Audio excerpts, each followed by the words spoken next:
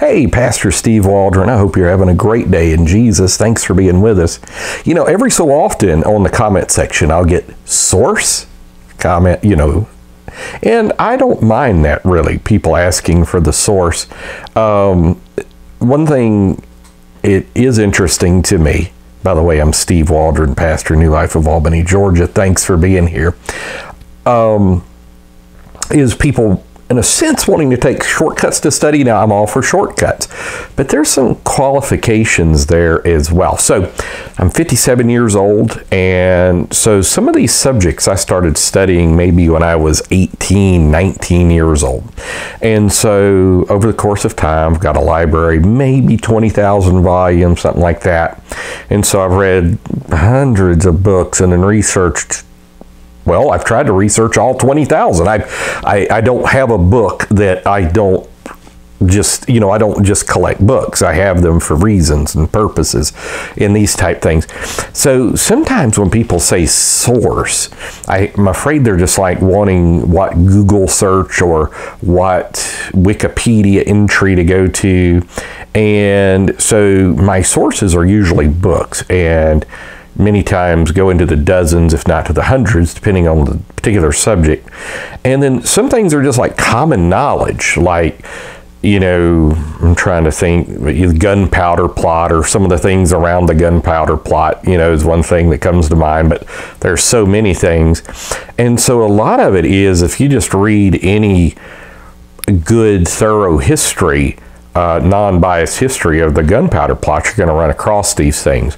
And so it's just kind of general knowledge.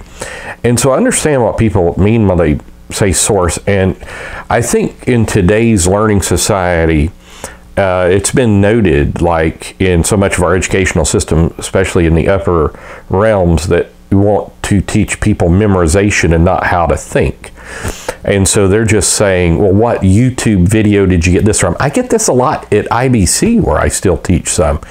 At Indiana Bible College, like some of the students will say, well, what video did you get that from? And I'm like, what are you even talking about? I rarely watch much of videos outside of Hickok 45, which I probably shouldn't confess to here on YouTube. But anyhow, you just don't. And so I get it from reading. The Bible, God preserved his word through reading. He told Timothy, give attendance to reading, bring the books and the parchments, And so reading develops the brain in certain ways. A lot of studies done on that.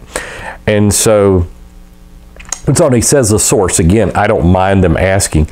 A lot of times I'm not able to just say, oh, it's in this particular book on this particular page, because I may have read the book 20, 25 years ago, or may have done a study for a 5-year study from the year 2000 to year 2005. So I'm making this video in 2023, so I'm 18 years removed from that 5-year study. And it wouldn't just be books, but like from the Dean Burgon Society, just getting pamphlets and papers and various things like that, and archiving different internet sources.